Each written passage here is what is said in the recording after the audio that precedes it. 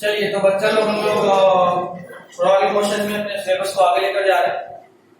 हमारा स्टार्ट इस क्वेश्चन से होगा जहां पे क्वेश्चन है कि आपने डिस्क को ओमेगा नॉट से जेंटली प्लेस कर दिया किसी सरफेस पे। अभी ये प्योर रोलिंग में नहीं है, ठीक है, अभी ये प्योर रोलिंग में नहीं। कुछ समय चलने के बाद अचानक से ये प्योर रोलिंग शुरू कर दिया। अब प्योर रोलिंग में है और प्योर रोलिंग मतलब प्योर रोलिंग में नहीं है और प्योर रोलिंग शुरू कर दिया, पर डिफरेंस क्या होता है? यही डिफरेंस होता है ना कि यहाँ पे BC R ओमेगा के बराबर नहीं होगा, तभी यहाँ पे नेट वेलोसिटी जीरो नहीं होगा, मतलब प्योर रोलिंग नहीं, स्लिपिंग हो रहा। यहाँ पे BC R ओमेगा के बराबर हो गया तो प्योर रोलिंग हो रहा। अब आपको इसमें बताना है ओमेगा और ओमेगा नॉट के बीच का relation. Omega naught initial omega है और जो ओमेगा है वो angular velocity at the time of pure rolling है, ठीक है। लिख देता हूं, find relation between omega and omega naught. वैसे ध्यान रहे ये बिटवीन आप लोग एग्जाम में नहीं यूज करेंगे। बहुत बार हम कहे हैं कि एग्जाम वाले लोग ये सब छोटे छोटे चीज को बहुत मेजर इशू के तौर पर लेते हैं। वो ऐसा बिटवीन देखेंगे तो लगेगा बच्चा खाली व्हाट्सएप पे टाइप करता है ना। हाँ बोर्ड्स में बिल्कुल। तो यहाँ ओमेगा का रिलेशन आएगा, omega is equal to omega naught by 1 plus r square by k square.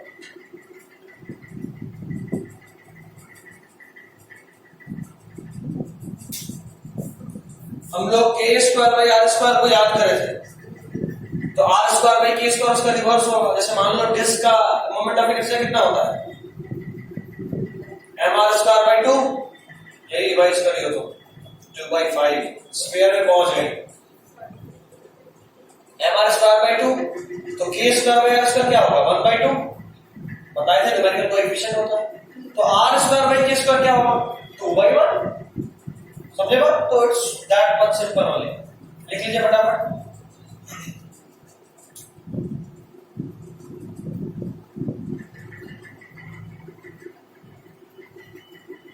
सीधा आंसर पे आना है, omega is equal to omega naught by 1 plus r square by k square. आगे बढ़े।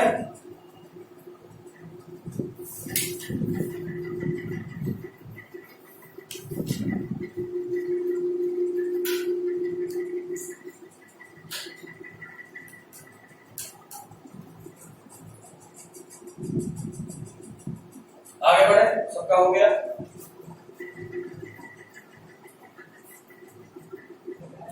देखिए बच्चा लोग ये अगला क्वेश्चन है, इसमें क्या है कि एक जैसे पिछले वाले में हम लोग रोल करके फेंके थे ना, बस वो प्योर रोलिंग स्टेट नहीं थी। इस बार रोल करे ही नहीं, ओमेगा नॉट जीरो है, हम सिर्फ ऐसे सीधा फेंके, ठीक है। और जब ये सीधा आगे चला तो इधर फ्रिक्शन पीछे लग रहा, फ्रिक्शन घुमाते देखो, फ्रिक्शन इधर लगे, आप फेंके तो सीधा लेकिन फ्रिक्शन पीछे लग रहा है। अब ये फ्रिक्शन से किधर घुमाना चाहेगा पीछे, और ये इसको घुमाते घुमाते घुमाते घुमाते घुमाते BC अगर आर ओमेगा के बराबर हो गया तो प्योर रोलिंग वाला स्टेट आ गया, समझे। अब सवाल ये है कि अब आपको यहाँ पे जो फेंके थे V नॉट से और प्योर रोलिंग पे जब आया तब V कितना है कि फ्रिक्शन इस V को घटा भी रहा है ना, इसके बीच में रिलेशन बता रहा है। तो फिर से ये बहुत आसान है, V is equal to V naught by 1 plus omega वाले में r square by k square था, V वाले में के स्क्वायर बाई आर स्क्वायर।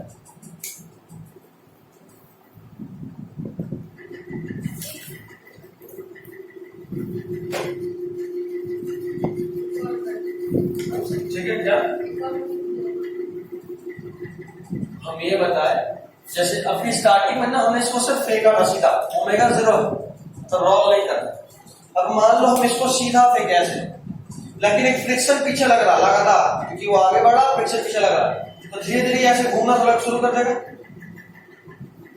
घूमते घूमते घूमते एक समय ऐसा आएगा जब जितने स्पीड से आगे बढ़ रहा है उतना ही आर ओमेगा हो जाएगा, तो प्योर रोलिंग कितना जाएगा। वही बोलते हैं स्टार्टिंग ऐसा करा था, बट इस फ्रिक्शन की वजह से घूमते घूमते घूमते प्योर रोलिंग स्टेट में आ गया। जब प्योर रोलिंग स्टेट में आया तो V कितना होगा ये बताना है। V नॉट और V में रिलेशन बता दिया हमने, ठीक है। नेक्स्ट क्वेश्चन हेडिंग डाल लो, क्वेश्चन में ही थ्योरी डाल देंगे। Concept of toppling, toppling TOPPLING, toppling. Toppling मतलब होता है लुढ़कना। Concept of toppling, toppling TOPPLING। कभी लुढ़के बचपन में भी? जाहिर सा बात है, चलना सीखने से पहले तो लुढ़कते ही थे। चलते चलते भी गिर जाते। तुम आगे भी गिरती हो, तुम भी गिरती हो। पहले 1 महीना पहले, अच्छा तो उसको बचपन बोलते हैं, पहले नहीं। स्लीप करना is different thing, toppling is different thing. छोटा बच्चा को कभी देखे हो, जब वो चलना सीख रहा होता है तो वो धीरे धीरे खड़ा होता है, बैलेंस बनाते हुए टेढ़ा सा खड़ा हुआ, फिर से लुढ़कते, ये है टॉपलिंग। जैसे मान लो यहां पे एक ऑब्जेक्ट है, ठीक है, और आपने यहां फोर्स लगाया, तो 2 चीज हो सकता है। पहला, ये पूरा ब्लॉक स्लाइड करके यहां पहुंच जाए, हो सकता है। या फिर ये हो सकता है कि जैसे ही आपने यहां फोर्स लगाया, ये ऐसे हो जाए, लुढ़क जाए ऐसे। ये लुढ़कना ही टॉपलिंग है। 2 केस पढ़ना है आपको, पहले स्लाइड करेगा या पहले लुढ़केगा। ये वाला केस मतलब सीधा whether it topples before sliding, slide करने से पहले लुढ़क गया, या फिर it slides before toppling, पहले स्लाइड करा और फोर्स लगा तब टॉपल करा, ठीक है। ये डिपेंड करता है कि आप कितने ऊंचाई पे फोर्स लगाए। यहां फोर्स लगा तो जाहिर सा बात है आगे ही बढ़ेगा, यहां लगाओगे तो जाहिर सा बात लुढ़केगा नहीं, समझ रहे हो। चलिए फिर से क्वेश्चन के फॉर्म में समझते हैं। देखो ये एक क्वेश्चन है जिसमें एक ब्लॉक है, एक क्यूब है साइड ए का, मास m है, उसके टॉपमोस्ट पॉइंट पे एक फोर्स लगा है, और ये जो फोर्स है ये ग्राउंड से h डिस्टेंस ऊपर है, ठीक है। अब बोलो कि सर अगर आप कह रहे हैं कि ये ब्लॉक ए का है तो ये h = a होगा, लेकिन ऐसा नहीं है। इसलिए क्योंकि हम ये नहीं कह रहे कि ये जो h एकदम यहीं पे है, h कहीं भी हो सकता है, यहां भी हो सकता है, यहां भी हो सकता है, ये वेरिएबल है कि आप कितने ऊपर फोर्स लगाए हो। तो अच्छा यहाँ पे फ्रिक्शन भी है, तो अगर ये पहले स्लाइड कर रहा है टॉपल, टॉपल मतलब लुढ़क बाद में रहा है, तो उसके लिए रिलेशन ये होना चाहिए, और अगर पहले टॉपल कर रहा है फिर स्लाइड कर रहा है तो रिलेशन ये होना चाहिए, ठीक है। और ये आई फील लाइक एक आखिरी क्वेश्चन इस चैप्टर का, फिर हम लोग ग्रेविटेशन का इंट्रोडक्शन आज कर लेंगे, ठीक है। चलिए बच्चा लोग, ये लास्ट कंसेप्ट इस चैप्टर का, एक ब्लॉक है, एक क्यूबॉइड है जिसका बेस साइड ए है, मतलब ये वाला साइड ए है, वो नीचे ऑटोमेटिकली जाहिर सी बात है स्लाइड करेगा अपने आप, कोई फोर्स लगाने की जरूरत ही नहीं। यहाँ पे पिछले वाले केस में जब ऐसा था तो हम फोर्स लगा के रिलेशन देख रहे थे, इस बार फोर्स अपने आप लग रहा है, हम फोर्स नहीं लगा, h हाइट का है। अब सवाल ये है कि ये पहले स्लाइड करेगा या पहले टॉपल करेगा, तो उसी के लिए 2 इक्वेशन, 2 क्वेश्चन, मतलब स्लाइड बिफोर टॉपलिंग अगर होगा तो जो म्यू है सरफेस का फ्रिक्शन, कोएफिशिएंट ऑफ फ्रिक्शन, वो a/h से अगर छोटा रहा तो पहले स्लाइड करेगा फिर टॉपल करेगा। a का मतलब क्या, a बेस एरिया मतलब फ्रिक्शन कितना ज्यादा लगेगा उसके लिए, और h हाइट, जाहिर सा बात है ये रखेंगे तो पहले पलटेगा फिर फिसलेगा, जबकि ये रखेंगे ऐसे तो शायद पहले फिसल जाए फिर पलटे, समझ लो। दूसरा टॉपलिंग बिफोर स्लाइडिंग, उसका ठीक reverse, and this is all for this chapter, system of particles and rotational motion. Now I will be beginning with, I mean for 5 to 10 minutes, the concept of gravitation, okay, so that we can all just introduce to the chapter and give some basic formulas for that. Got my point? Okay. Actually, gravitation is totally a conceptual chapter, a chapter which is same to same used in electrostatics also. तो अगर आप gravitation पे command कर लिए तो electrostatics तो खुद हो गया। ये तो पढ़ाई हाँ, make sure that you learn the best part from this chapter. And this chapter is something like that कि it will be used again and again. First in electrostatics, then again in magnetostatics. I mean the chapter of magnets, 4th, 5th chapter of 12th physics. Okay, so it will be used again, again and again. So make sure to have one of the best concepts of this chapter. Okay? Okay then. Plus होता पक्का CL का भी minus होता होगा, तभी यहाँ पे 1 है। मतलब हमको जो नहीं पता हम उसका भी वैलेंसी बता सकते हैं, और अगर हम इसका वैलेंसी बता सकते हैं तो इसका वैलेंस इलेक्ट्रॉन भी बता सकते हैं। 1 माइनस यानी 17 के थ्रू 7 वैलेंस इलेक्ट्रॉन बता सकते हैं ना। 1 माइनस मतलब 1 लेने पे ऑक्टेट पूरा हो रहा है, मतलब पक्का 7 रहा होगा, तभी तो 1 और लिए तो ऑक्टेट पूरा हो गया। समझे? तो अगर हमको हाइड्रोजन और ऑक्सीजन के साथ कोई भी दूसरा एलिमेंट क्या कंपाउंड बना रहा है, उसको देख के अगर हम ये पता कर लिए कि उसका वैलेंसी कितना है, वैलेंसी कितना है, तो इन टर्म हम उसका वैलेंस इलेक्ट्रॉन में निकाल सकते हैं। +1 है कि -1 है ये देखकर, +1 है तो वैलेंस इलेक्ट्रॉन 1 है, -1 है तो वैलेंस इलेक्ट्रॉन 7 है। समझे? नहीं समझे? नहीं समझे? झूठ बोल रही हो, समझाओ। सर जिसका वैलेंस इलेक्ट्रॉन +1 रहेगा उसका वैलेंसी 1 रहेगा, और जिसका -1 रहेगा उसका 7 रहेगा। कैसे पता? सर क्योंकि 7 में अगर हम लोग 1 गेन करेंगे तो हमारा 8 ऑक्टेट पूरा हो जाएगा। यहाँ तक ठीक है? अगर ये समझ गए तो हम जितना तेजी में बोले तुम सबको रिलेट नहीं कर पाएंगे, कुछ तो तुम नहीं समझे। हमारे चेहरे पर साफ साफ दिख रहा है। फेस रीडिंग में हम एक्सपर्ट हैं।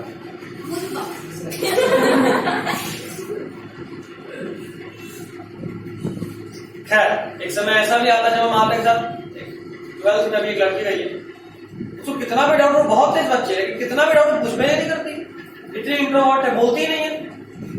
आसिफा भी पहले बहुत इंट्रोवर्ट थी। लेकिन सर वो टाइम के साथ बहुत एक्सट्रोवर्ट हो जाती है। हाँ, तो हम उसको पाला देने कहे थे जब वो क्रैश कोर्स में मिले थे, वो भी हमसे पहली बार क्रैश कोर्स में मिले थे। सना भी थी, वो भी थे, दोनों साथ बैठे।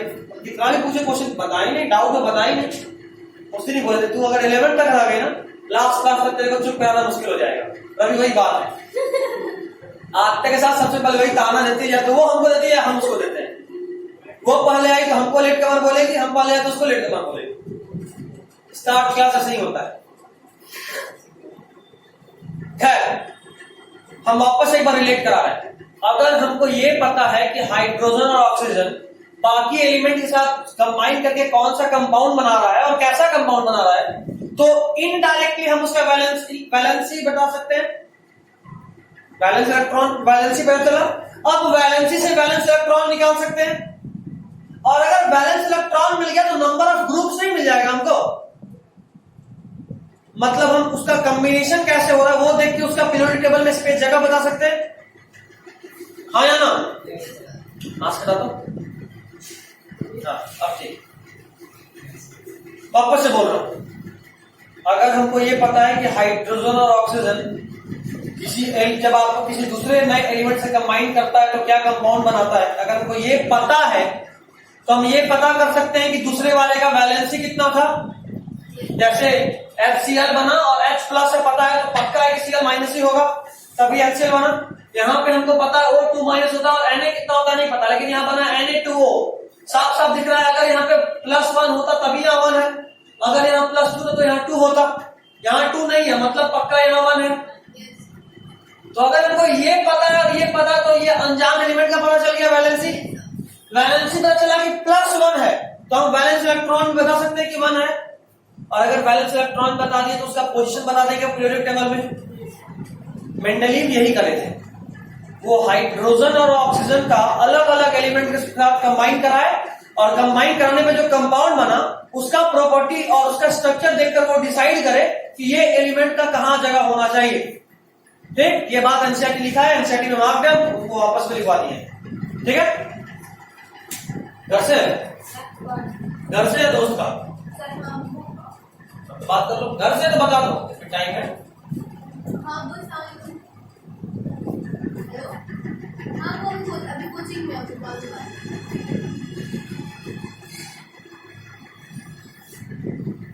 घर से कॉल आए एकदम उठाइए, नहीं तो अगर घर वाले तंग करने पे आ गए ना जान ले लेते हैं।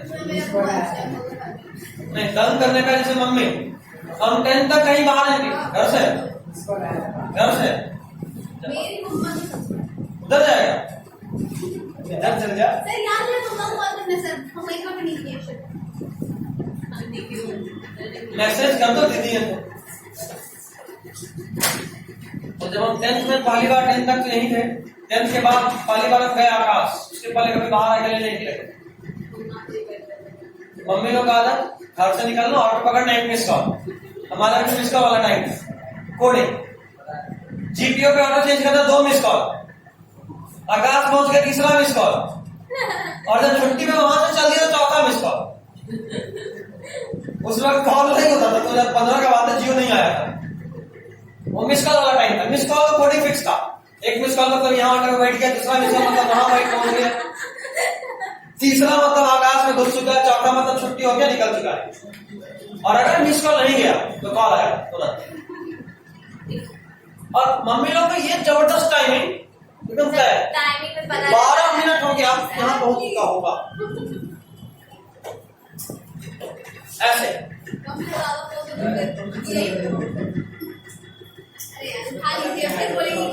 क्या सर आप बोले थे कि पेटीएम डूब हुआ है, वो कंप्लीट नहीं है। टू इनकम्प्लीट पीरियड है, 8th पीरियड, सॉरी 7th, क्योंकि उस वक्त हमको सारे एलिमेंट्स नहीं मिले थे।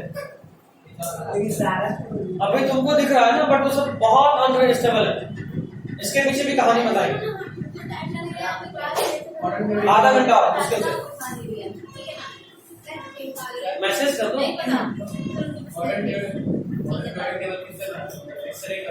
हम बताएंगे वहां पहुंचेंगे तो फिर बताएंगे, ठीक है।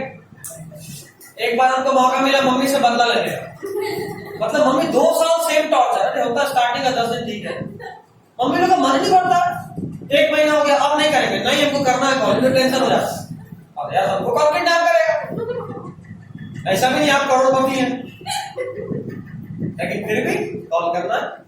हम तो ऐसे भी करोड़पति हैं, बस अंदर में क्रिएटिविटी नहीं है ना, हम ले भी क्यों नहीं मारे, सही बात है। इसके बाद एक दिन मम्मी बगल वाली आंटी के साथ गई मार्केट चितकोहरा, ज्यादा दूर भी नहीं गई थी ना, उस दिन हमको मौका मिला, मम्मी को फोन पकड़ाते बोले देखिए घर से निकलिएगा 15 गली के बाद पहाड़ मिस कॉल, गली के मोड़ पे 2रा मिस कॉल, ऑटो पकड़े में यहाँ पे 3रा मिस कॉल, और वो भी किराना का, यह भी गोल्ड वोल्ड लेने गई थी। उसके बाद जब अनिशा कोलंबो क्रॉस कीजिएगा 4था मिस कॉल, चितकोहरा करके 5वां मिस कॉल, और हर 15 मिनट पे मार्केट से मिस कॉल। मम्मी को लगा मजाक कर रहा है, लेकिन हम तो सोचे थे कि आज तो घर ही करेंगे। जैसे ही निकले हम गली से देख रहे थे 4 घर 500 कॉल की, कहां पहुंची आंटी भी वही थी, सुनो तो पहले कहानी, आंटी भी वही थी तो गुस्सा सामने में सकती थी नहीं, और मेरा रेपुटेशन बहुत इज्जतदार बच्चों का था, तो किसी और से हमें डांट सकते नहीं, आंटी भी थी। कहाँ कौन था, हाँ क्या बात, हमको लगा छूट गया है, हम बोले कहाँ पहुंची, फोन रखो घर आके बात करेंगे, हम बोले नहीं पहले बताइए कहाँ पहुंचे, जबकि हम किसी को देख रहे हैं कि सामने में, फिर रखे फोन काट दी, थोड़ा आगे गली का मोड़ जैसे ही मुड़ी, मेरा घर से गली मतलब यहाँ से एग्जैक्टली यहाँ से मेरा घर जितना दूर, यहाँ से वो जो लैक्मे का शोरूम है ना उतना ही दूर है, सोच लो उतना दूरी में हम उनसे 3 बार कॉल करे थे, और लैक्मे का शोरूम कहाँ पे, पेट्रोल पंप के बाद। हाँ मम्मी आके चप्पल लेके दौड़ाती है, फिर जैसे गली से मुड़ी कहाँ पहुंची, देखो अभी बार फोन निकलेगा, फोन गिर जाएगा, बता ध्यान देता नहीं, हमको टेंशन हो रहा है बुला हुआ नहीं तो उसके बाद जब वो ऑटो में बैठ गई तो फिर एक कॉल करे तो उस पर फोन नहीं उठाई। लेकिन मेरे अंदर तो 2 साल का भड़ास था, कहाँ होने वाले थे, हम आंटी के नंबर पे कॉल करें। आंटी हाँ क्या बात है, जरा मम्मी बोलिए ना कहाँ पहुंची। उस दिन वो सबक सीखे कितना इरिटेशन होता है जब 15 बार फोन निकालना पड़ता है। और देखो वैधानिक चेतावनी, ये सब अपने यहाँ यूज मत करियो। फ्लाइंग चप्पल पड़ेगा मत बोलो, सर से खाए थे। ये सब पाप के भागीदार नहीं होते भाई। नहीं उधर से जब आई तो रास्ता में सब भूल गए।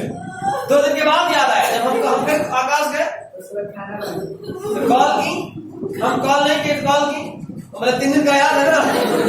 बोले ठीक है, कम से कम सीधा पहुंच के फोन कर देना। उसके बाद से बस इतना हुआ कि जब यहाँ से चले जाइए, वहां जब पहुंच जाइए तो कॉल कर दीजिए कि हम पहुंच गए हैं, और जब निकलिए तो कॉल कर दीजिए कि हम निकल गए। बस बोलिए कोई बात रहा तो 25 बार फोन है, बस नहीं उठाओगे तो 25 का 50 बार आ गए। तो कल मत ना उठाओ। स्टार्टिंग में तो डर लगता है थोड़ा, जब पहली बार कहीं और जाते हैं तो आदमी खुद ही फोन पर नजर रखा जाता है। अभी डेली का घर से निकले मजा में बैठे घन घन। एक तो दोपहर में 3 बजे से आकाश होता है, बोरी रोड जाना था तो हम 2 बजे निकलते थे। एक तो छोटे छोटे ऑटो चलता था उस वक्त, घुस के बैठे।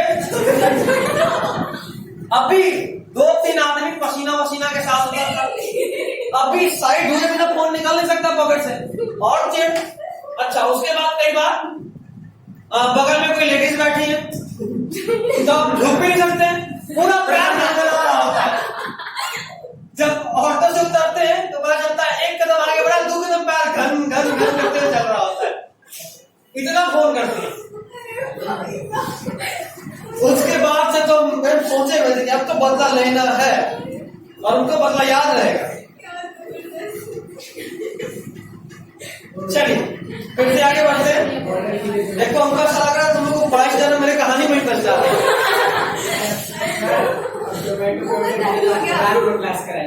रात में क्लास करेंगे? नहीं, आज कोई रात में क्लास नहीं, आज कोई और क्लास नजर आ रहा है। अभी आधा घंटा से पहले छोड़ देंगे। बहुत कहानी हो गया, थोड़ा पढ़ लेते। अच्छा वो आज तुम फास्टिंग में नहीं थी? मैं तो 4 कंधे में डाल के रोजाना होता है।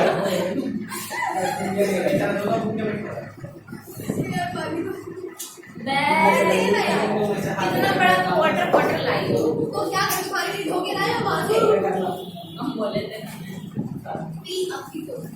वैसे भी जूठा करते। अच्छा ऐसा। खैर हम तो बॉटल पकड़ाए थे यार, ये लगा फिनाइल मिलाया हुआ है।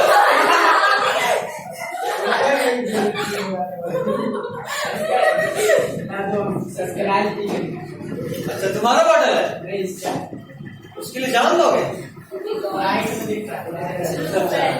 नहीं मेरे पास भी बॉटल है, हम इतना बड़ा बॉटल लेके आते हैं सबके लिए। यहाँ एलिमेंट में वाले शरीफ नहीं है।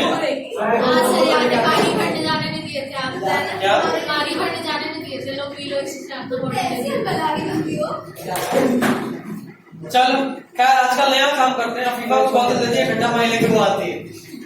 हाँ एक तो बॉटल लेके आती है सर, ऐसे नहीं लेके आती है, आप लेके आती है। लास्ट से लेके नहीं आई थी सर वो रोजा में आई थी, कितना 3:30 बजे वो पानी देने के लिए अपने घर से। किसको? क्योंकि हम गए थे स्कूल के पास में, प्यास लगी है। अच्छा हाँ सर, हम तो वहीं पे। खैर चलो अब पढ़ लेते हैं, बहुत बातचीत कर ली, पढ़े। अभी कोई और देखो, एक और प्यारा सा रिक्वेस्ट, ये वीडियो क्योंकि रिकॉर्ड भी हुआ है, अपने मम्मी को मत सुनाना था, वरना तुम्हारी मम्मी तुमको छोड़ के हमको ढूंढेगी पहले। ना डालेंगे वो तो प्राइवेट करके।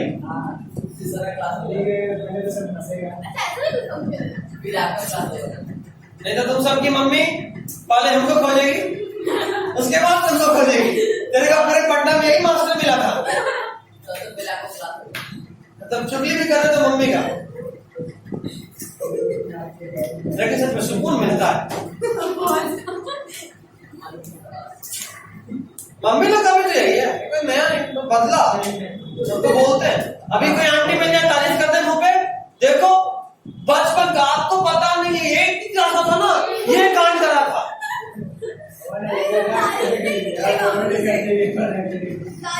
सामने वाले अगर किसी दिन तुम सुबह उठ जाओ कोई देखेगी, वाह देखो तो कितना जल्दी उठ गया, वो किचन में दौड़े आएंगे, अरे क्या बोल रही है आप?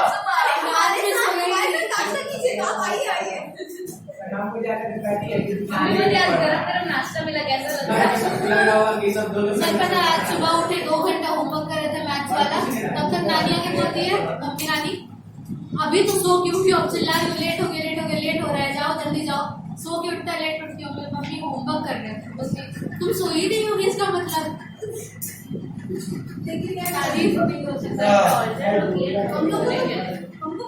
छोड़ो, ये सब बच्चों का बात है, मम्मियों को इसमें इन्वॉल्व ना करा जाए, वरना मेरे जान को खतरा हो सकता है। और कोई मम्मी अगर मेरी मम्मी को भेजे तो मेरा तो संपत्ति से निकाल देंगे उनको, फिर एक ही हिस्सा बच जाएगा, मेरा हिस्सा चला जाएगा 50%। भाई वाला हिस्सेदारी नहीं देता। खैर चलिए पढ़ लेते हैं। देखो मेंडली जब अपना पीरियड टेबल बनाए थे तो वो अपने, जैसे देखो हम एक बात और बताए थे जब न्यूटन लॉ ऑफ ऑक्टेव बताए थे, तो ये बताए थे कि जब न्यूटन लॉ ऑफ ऑक्टेव आया था तो वो अपने रूल को फिक्स करने के लिए कई बार मतलब आगे पीछे भी हो रहा है तो भी कर रहे थे, ठीक है, और बोल रहे थे कि नहीं हमको अपना रूल बनवाना था इसलिए ऐसा करें। हाँ, अपना लॉ को खुद तोड़ रहे थे, ये भी अपना लॉ तोड़े, इनमें भी कमी था। लेकिन सबसे मजेदार बात ये था कि ये जैसा होता ना, हॉर्लिक्स चुरा है हमारी कुछ हॉर्लिक्स, हाँ कभी देखे हॉर्लिक्स आते हुए, ये वैसे वाले आदमी थे, मतलब अपना रूल खुद तोड़े, खुद गैप छोड़े, और लोग पूछा कि भाई आपका रूल को फॉलो ही नहीं हो रहा, आप तो गैप छोड़ रहे हैं, तो बोले नहीं हम गैप नहीं छोड़े हैं, हमको एक बाबा जी सपने में आके बोले थे कि यहाँ पे नया एलिमेंट मिलने वाला है, बाद में मिलेगा, इसके जगह छोड़े हैं। सही बोले थे। तो उन्होंने अपने कमजोरी को अपना स्ट्रेंथ बना लिया, समझे बात? वो जो गैप छोड़े, कई बार वो ऑर्डर रिवर्स करे, वो सिंपल बोलते थे कि ये जो गैप छोड़े ये गैप नहीं है, ये स्पेस है जिसको कोई और फिल करेगा, अभी आप ढूंढ नहीं पाए, ठीक है। तो जो न्यूलैंड का कमी था इनका वही ताकत बन गया, ठीक है। तो achievement of Mendeleev period table आपको दिख रहा होगा, दिखा? मार्क करना शुरू कीजिए। Second line, he had to place an element with slightly greater atomic mass. Second line, place an element, अरे इधर नहीं रे, page 53। Mendeleev had to place an element with a slightly greater atomic mass before an element with slightly lower atomic mass. This sequence was inverted so that elements with similar properties could be grouped together. मिला? ये भी अपना law तोड़े, बोले ना इनमें भी बहुत कमी था, लेकिन वो अपने कमी को ही अपना ताकत बनाए, ठीक है। जैसे हम इतना टाइम पास किए और कोई हमसे पूछे कि आप क्या किए, बोले तो रिफ्रेशमेंट चल रहा था, करे तो टाइम पास लेकिन बोले रिफ्रेशमेंट। मेंडलीव से हम बहुत इंस्पायर्ड हैं।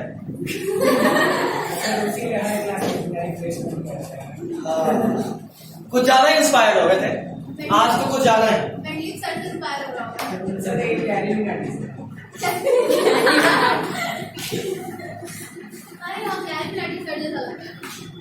ये कौन बोले? हाँ सिखाए थे ना हम ये तुमको भी सिखाए थे सर, आप सबको सिखाया ऑनलाइन। क्या सिखाया सर? अच्छा हाँ, कैलिब्रेटिंग के मैं उससे उल्टा बोल रही हूँ। रास्ता भर में सिर पे मारी वाली थी सर, ये पूरे रास्ते हम पहले आ चुके थे, 15 मिनट खड़े करवाइए हमको, मजा आ गया। बोले थे हाँ, अब बोले थे कि फोन से निकल नहीं करना, निकल के हमारे बड़े लोगों का एक पहचान होता है, लेट से आते हैं, है ना? Thank you sir, thank you और गाली कोई लोग खाते हैं।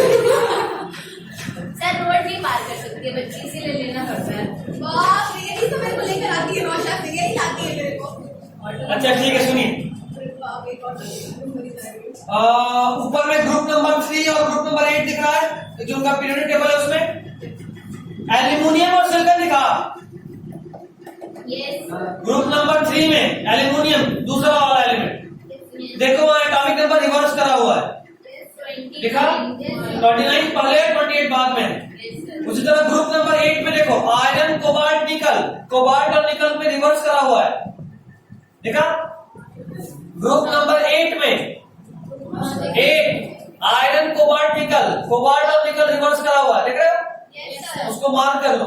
दो इंस्टेंस ऐसा जहां पे वो अपने ऑर्डर को खुद ही रिवर्स करे, ठीक है? रिवर्स में लिख दीजिए। हम लोग अभी जो अंडरलाइन करे उसको पढ़े भी थे कि खाली अंडरलाइन कर लीजिए, तुम तो करे ही नहीं अंडरलाइन। वो रिवर्स इसलिए करे थे ताकि सिमिलर प्रॉपर्टीज वाले एलिमेंट एक ग्रुप में आ सकें, ठीक है? नेक्स्ट पॉइंट, नेक्स्ट पैराग्राफ का, Mendeleev left some gaps in his periodic table. Instead of looking upon these gaps as defect, Mendeleev boldly predicted the existence of some new elements that had not been discovered at that time. मिला? तो अभी हम जो बोले थे pen लिख दिया साफ साफ, ठीक है? ठीक है, बोलो।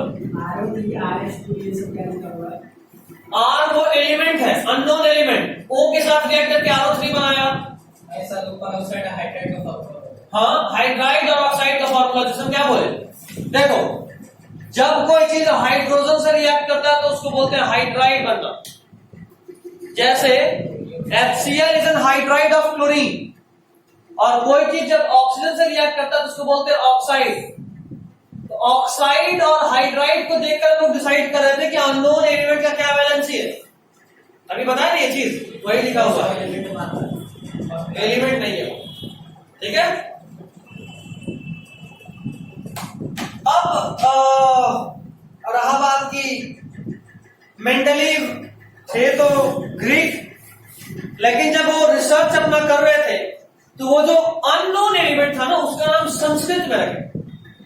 जैसे एल्यूमिनियम है, एल्यूमिनियम के नीचे वाला स्पेस खाली है, तो वहां नाम रखे एका एल्यूमिनियम, एकादश, द्वादश, त्रयोदश, ये सब संस्कृत का न्यूमेरिकल है, न्यूमरल। 11 को हम लोग एकादश, 10 हुआ उसमें एक और जोड़े, एकादश, 12, द्वादश, 10 में 2 जोड़े, 13, त्रयोदश, 10 में 3 जोड़े, उसी तरह वो नाम रखे एका एल्यूमिनियम, एल्यूमिनियम के बाद एक, ठीक है? उस तरह से एक और होगा स्कैंडियम, गैलियम और जर्मेनियम, ये सब पहले नहीं मिला था, बाद में मिला था। तो एल्यूमिनियम के नीचे में स्कैंडियम और गैलियम का स्पेस खाली था, तो नाम रखे थे एका एल्यूमिनियम, ठीक है? और ये एनसीईआरटी लिखा है, जिस पर ध्यान दीजिएगा। एक काम करके और लिख लेते हैं, स्कैंडियम का नाम लिखो, स्कैंडियम का नाम है एका बोरोन, बोरोन्स के बाद एक नीचे में स्कैंडियम, एका बोरोन, गैलियम, एका एल्यूमिनियम, एका इज EKA, गैलियम, एका एल्यूमिनियम, और जर्मेनियम, एका सिलिकॉन। हो गया?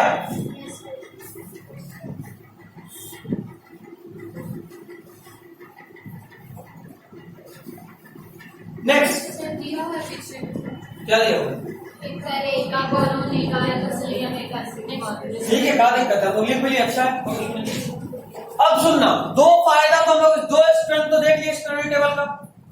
इसका तीसरा स्ट्रेंथ ये था कि देखो, जो भी नया एलिमेंट मिला उसके लिए तो वो गैप छोड़ ही थे, बट एक और नए तरह का एलिमेंट मिला, नाम था नोबल गैसेस। इस नोबल गैसेस का उसको कोई नामो निशान नहीं था, लेकिन इस बंदे ने इतने अच्छे तरीके से अपने पीरियोडिक टेबल को डिजाइन करा कि पूरा पूरा नॉबल गैस एक नए ग्रुप में आ गया बिना पुराने वाले पीरियोडिक टेबल को डिस्टर्ब करेंगे। लिखिएगा कॉपी में बुक में साइड में लिख, आधा कॉपी आधा बुक क्यों कर रही है? बुक में लिखो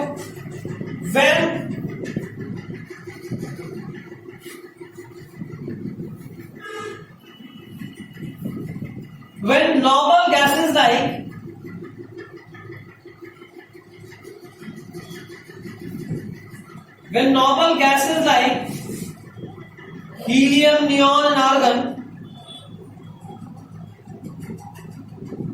when noble gases like helium, neon and argon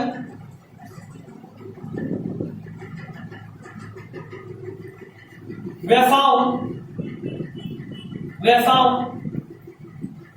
they were placed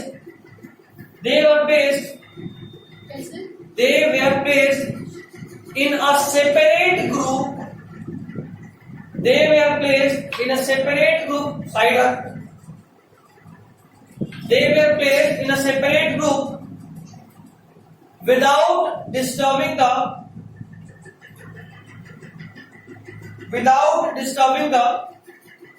previously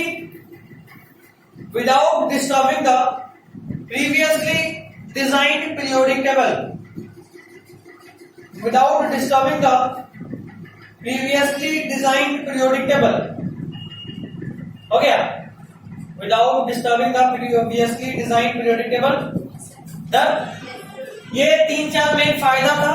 वैसे कई बार ये भी पूछा जाता है कि आखिर नोबल गैस उस वक्त तक मिला क्यों नहीं था? तो एक पॉइंट और लिख लो, या लिखना क्या, ये शायद है नीचे से 4th line, limitation of Mendeleev classification के ऊपर में जो पैराग्राफ है, 4th नहीं 5th line, noble gases like helium, neon and argon have been mentioned in many contexts before this. These gases were discovered very late because they are very inert and present in extremely low concentrations in our atmosphere. मिला? तो क्यों उस वक्त तक नहीं मिला था, उसका जवाब है क्या? Very inert and are present in very low concentrations. 2 point. inert मतलब होता है नॉन रिएक्टिव। लिख लो भाई, inert means नॉन रिएक्टिव। क्या क्या बोला?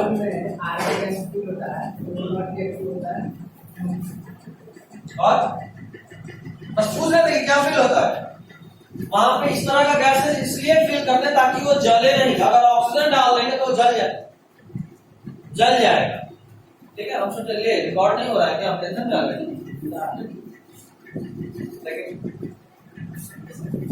मम्मी लोग वाला बुरा ही रिकॉर्ड नहीं, तो इसलिए खुश भी होते और मैटर नहीं रिकॉर्ड हो पाया इसलिए दुखी भी होते। Low concentration. अब थोड़ा लिमिटेशन पढ़े, कुछ तो कमी भी था। तो लिमिटेशन में पहला पॉइंट लिखिए, बाकी सब मार्क करा देंगे। पहला, he did not clearly stated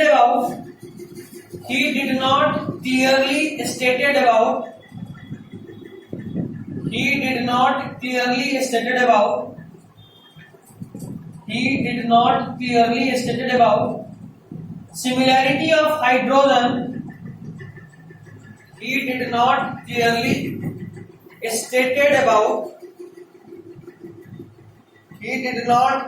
stated about similarity of hydrogen. अच्छा, तुम लोग सब एस रजा वाले हो, कितने लोग हो यहाँ पे?